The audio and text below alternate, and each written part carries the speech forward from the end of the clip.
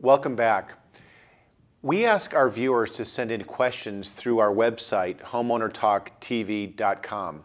And I'd like to thank Sebastian and Rose, two senior citizens who have been in their condo for 5 years. They say their HOA assessments are increasing every 3 months. They've been doing that for about every 2 years. They've been increasing for reserves. They say it's for repairs. How can we know if these monies are really being used for repairs? We are at home most of the time, and we have a good view to see if there are any maintenance trucks ready to do the work. This John? question's chock full of all kinds of issues, but the first ones are, dues can only increase, or assessments can only increase when there's a budget ratification process. So assessments can't go up without a ratification process unless it's for reserves. If it's a reserve assessment, then the board of directors does have the authority to adopt a reserve assessment without membership approval, so long as there's the need, reliance upon the reserve study. So the first thing you might want to do is get a copy of the reserve study, a copy of the association's financial to see how much money the reserve study says should be there, and then how much is actually in there. Next, you might want to get a copy of the association's minutes of the board meetings, because when the board enters into contracts or agrees to hire contractors or vendors to do construction, they need to do it at a board meeting. So if you're unable to attend the meetings, then getting a copy of the minutes of the meeting will be helpful for you to know if a contract was actually entered to do the work. And then obviously you can look at the association's finances. The financial records of the association are available for review and inspection by the owners. You'd have an opportunity to review the financial statement, income, profit and loss statements, all those, and also invoices and checks. So you would be able to, if you don't have an opportunity to be at the meetings, to maybe ask questions and get information, then another way to do that is by reviewing the association's books, records, and other papers.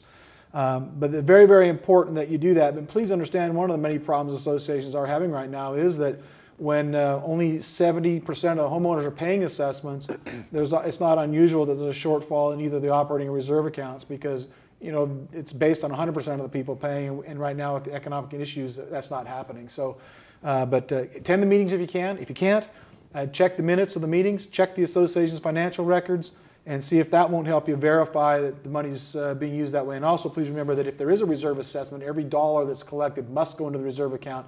It cannot be go into the operating account. Reserve assessments must be used for reserves only. John, that's great information. And the other option is to request of the board that whoever's doing the repairs maybe come to a board meeting and kind of give an update as to the status of the repairs. Great comment, and I think that a little more of that's needed. Especially if you have a major project you're working on, getting the vendor, the contractor to come forward, talk about the status, the timeline, because a lot of people feel inconvenienced by it anyway, so having them there is very helpful. Absolutely. Well, that's very interesting, and we thank those two for the great question. We encourage all of our viewers to ask more questions through our website. Now we'd like to share some information about the Community Associations Institute. This is a national organization with the sole mission of making life better within common interest communities. They strive to make neighborhoods more vibrant and more harmonious. David, the Nevada chapter is one of the largest and most active in the country. It works with volunteer leaders and professionals to serve their educational, business, and networking needs. Our own local chapter is continually hosting events that could benefit you. To learn more about upcoming events, be sure and check out the Homeowner Talk website at homeownertalktv.com for a CAI event schedule and more information about the chapter. Thanks, John. And thanks to Alliance Association Financial Services. They shared information on banking fraud that is accessible on our website. Thank you today to today's guests, Susan Ballman, Jonathan Fine, and Elizabeth Daniels. And that's all for this edition of Homeowner Talk. We'd like to thank our partners, Alliance Association Financial Services, Classic Landscapes, LLC, Nevada Association Services, and Western Risk Insurance.